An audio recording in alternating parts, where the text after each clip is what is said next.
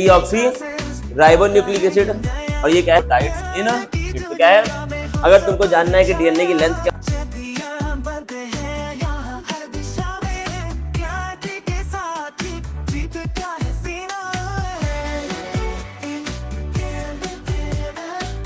देना बड़े ध्यान से। क्या लिखा है यहाँ पे मॉलिक्यूलर बेसिस ऑफ इनहेरिटेंस।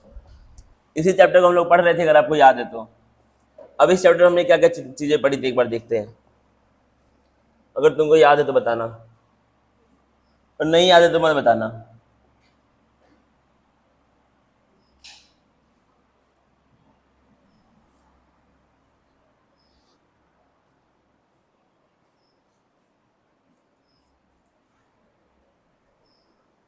क्या तुमको याद है ये क्या चीज है? मॉलिक्यूलर बेसिस ऑफ इनहेरिटेंस ये है।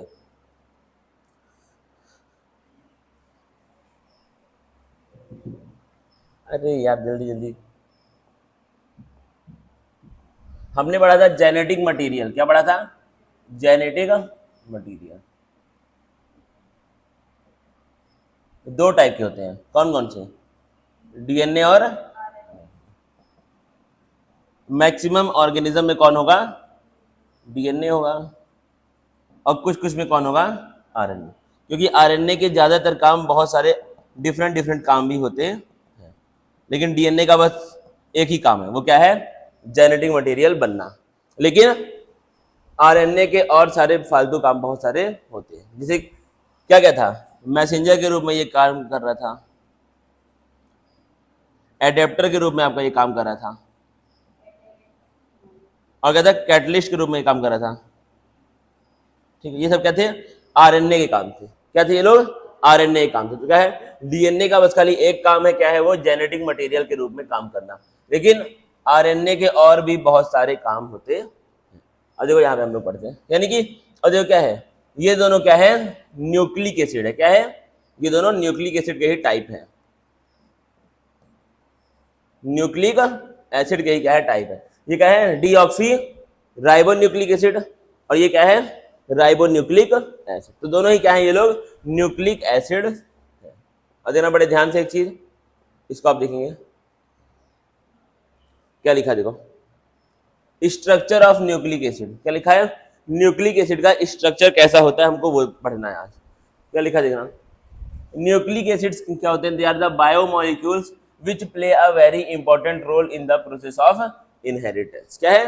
ये लोग एक तरह के बायोमोलिक्यूल होते हैं और ये लोग बहुत इंपॉर्टेंट रोल प्ले करते हैं किसमें? इनहेरिटेंस में। इनहेरिटेंस का मतलब कैरेक्टर्स, उन्हीं को हम लोग क्या बोलते हैं? इनहेरिटेंस बोलते हैं। मतलब क्या है? न्यूक्लिक एसिड्स का बहुत अच्छा रोल होता है किसमें? कैरेक्टर्स को ट्रांसफर करने में पेरेंट से ऑफस्प्रिंग में। देना भाई यहाँ पे देना सब लोग। ठीक है, लिखा आपका two types of nucleic acid exist. क्या है? दो तरह के न्यूक्लिक एसिड पाए जाते हैं। कौन कौन सा? डीएनए और आरएनए। डीएनए क्या? डीऑक्सी राइबोन्यूक्लिक एसिड और ये क्या आपका? Ribonucleic acid. अब देखना डीएनए के अंदर क्या होता है? डबल स्ट्रैंडेड स्ट्रक्चर होता है। मतलब उसके अंदर दो स्ट्रैंड होते हैं। स्ट्रैंड मतलब एक ये वाला स्ट्रैंड और एक ये वाला। ठीक है, डीएनए में क्या होते हैं? दो स्ट्रैंड्स होते हैं। एक स्ट्रैंड ये हो गया, एक स्ट्रैंड ये हो गया, एक और स्ट्रैंड ये हो गया। ये क्या है? तुम्हारा डीएनए का स्ट्रक्चर। उसके अंदर दो स्ट्रैंड होते हैं। फिर देना इसके आगे, फिर क्या आपका? It is a polynucleotide whose monomer units are deoxyribonucleotide. मतलब क्या है? डीएनए आपका बनता है डीऑक्सीराइबोन्यूक्लियोटाइड से। डीएनए किससे बनता है? डीऑक्सीराइबोन्यूक्लियोटाइड। मतलब क्या है? बहुत सारे डीऑक्सीराइबोन्यूक्लियोटाइड जब जुड़ेंगे तो क्या बन जाएगा? एक डीएनए बन जाएगा। सिंपल बात है। और जो क्या लिखा है? Length of DNA is determined by the number of nucleotides in it. तो क्या है? अगर तुमको जानना है कि डीएनए की लेंथ क्या होती है, अब देखना एक चीज यहाँ पर,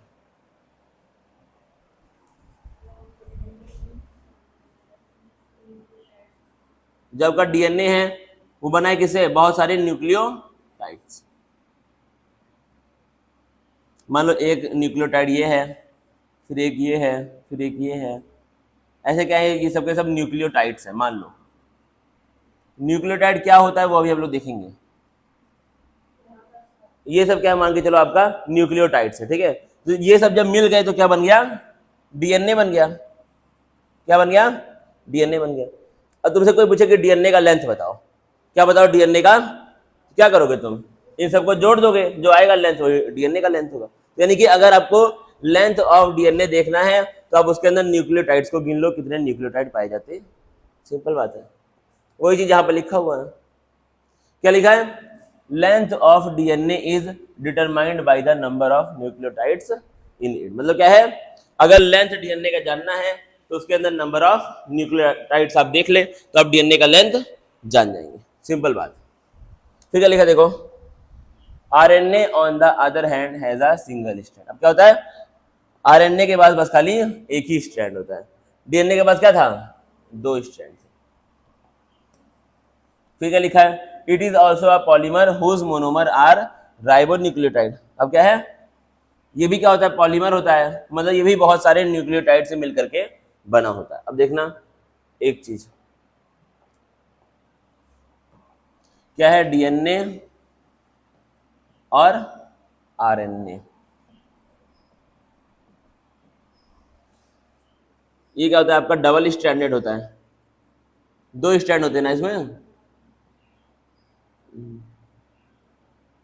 इसी को हम लोग शॉर्ट फॉर्म में क्या लिखते हैं, डीएस लिखते हैं। क्या लिखते हैं, डीएस। फिर देखना ये क्या होता है आपका, न्यूक्लियोटाइड का पॉलीमर है, मतलब बहुत सारे न्यूक्लियोटाइड से बना है, polymer of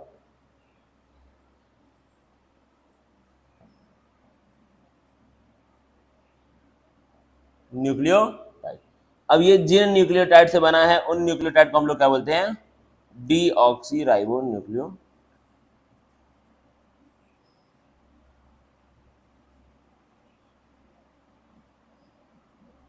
deoxy ribo nucleotide. ये क्या है आपका, सिंगल स्ट्रैंडेड होता है, आरएनए एसएस, ठीक है। देना क्या होता है, ये भी क्या है, पॉलीमर है किसका, न्यूक्लियोटाइड का, ये भी क्या है, पॉलीमर ऑफ न्यूक्लियोटाइड। लेकिन इसके केस में हम लोग न्यूक्लियोटाइड को क्या बोलते हैं, राइबो न्यूक्लियोटाइड।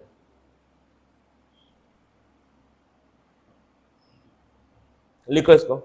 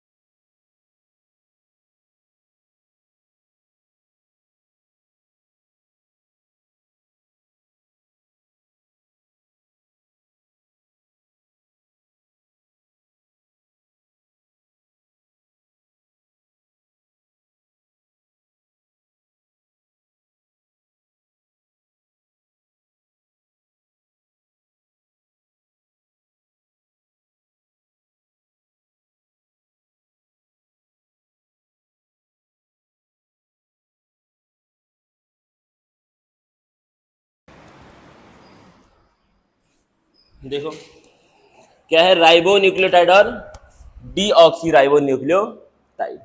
देना इसके आगे क्या लिखा है, ये क्या है तुम्हारा आरएनए सिंगल स्ट्रैंडेड, और ये क्या है तुम्हारा डीएनए कैसा है डबल स्ट्रैंडेड। कैसा है डबल स्ट्रैंडेड, दिख रहा है ना। देखना इसके आगे। अब देखो क्या है, न्यूक्लियोटाइड के बारे में हम लोग पढ़ेंगे। न्यूक्लियोटाइड कैसा होता है और किससे किससे बना होता है। क्या होता है तुम्हारा, एक न्यूक्लियोटाइड के पास तीन कंपोनेंट्स होते हैं, मतलब क्या है एक न्यूक्लियोटाइड तीन कंपोनेंट से मिलकर के बना है। पहला क्या है, कोई मोनोसैकेराइड होगा जो किससे बना होगा, 5 कार्बन एटम से बना होगा। मोनोसैकेराइड का मतलब क्या होता है, शुगर होता है, सिंपल शुगर।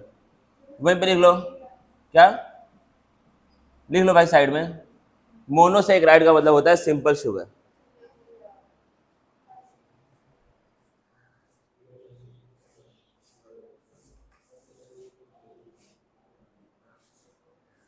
मोनोसैकेराइड का मतलब होता है सिंपल शुगर, लिख लिया। फिर देना क्या लिखा हुआ है, राइबोस शुगर होता है किसमें, आरएनए में, और डीऑक्सी राइबोस शुगर होता है किसमें, डीएनए में। तो क्या है, मोनोसैकेराइड का मतलब होता है सिंपल शुगर। अब क्या है मोनोसैकेराइड, डीएनए में और आरएनए में।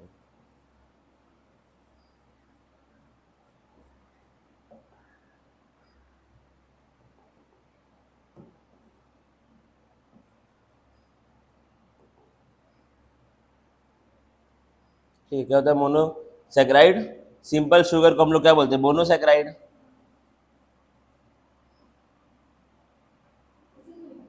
हाँ हाँ, इसी में लिखना है।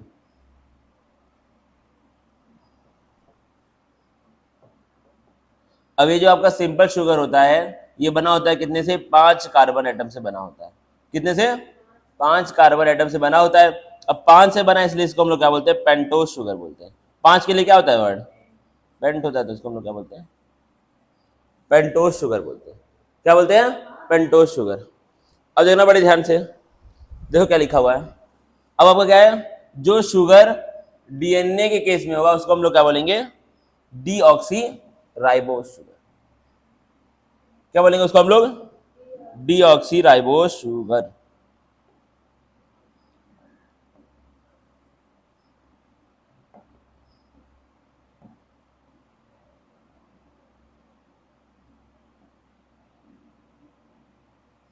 ठीक है, ये आपको पता होना चाहिए।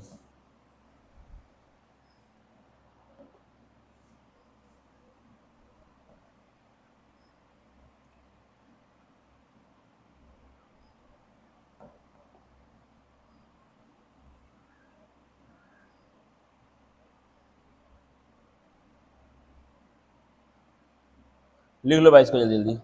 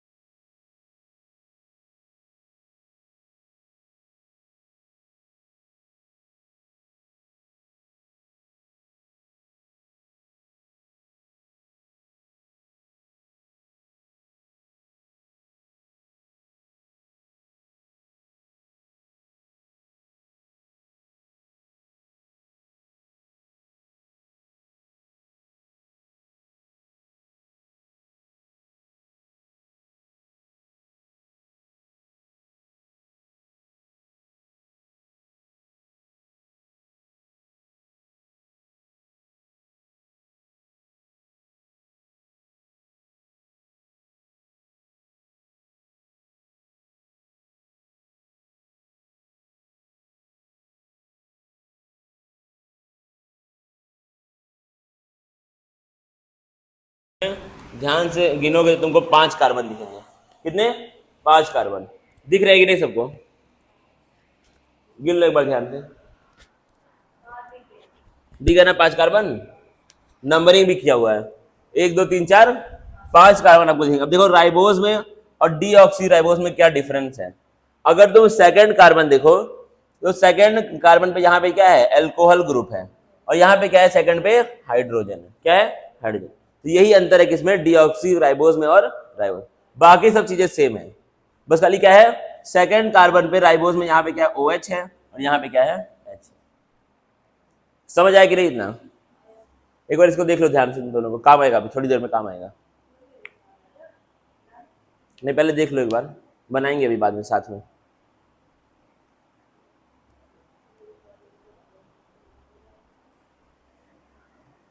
देख लिया?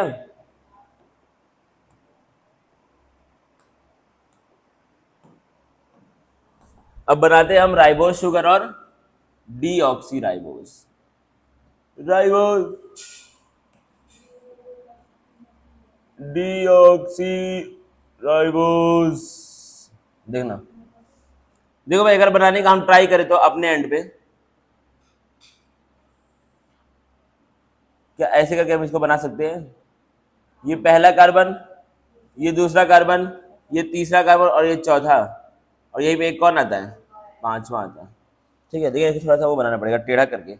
चलो ठीक है, बन जाएगा, कोई दिक्कत नहीं है। यहाँ पे क्या होता है? ऑक्सीजन। थोड़ा ऐसे बनाना पड़ेगा वरना ये बन ही नहीं पाएगा।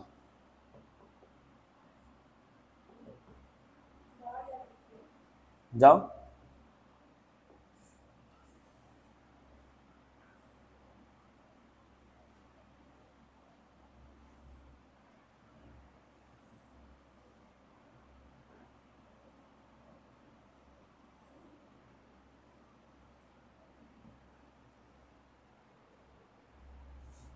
यहाँ पे क्या है? ऑक्सीजन। यहाँ पे क्या है? ये फर्स्ट कार्बन, ये सेकंड कार्बन, ये थर्ड कार्बन, ये फोर्थ कार्बन, और ये फिफ्थ कार्बन।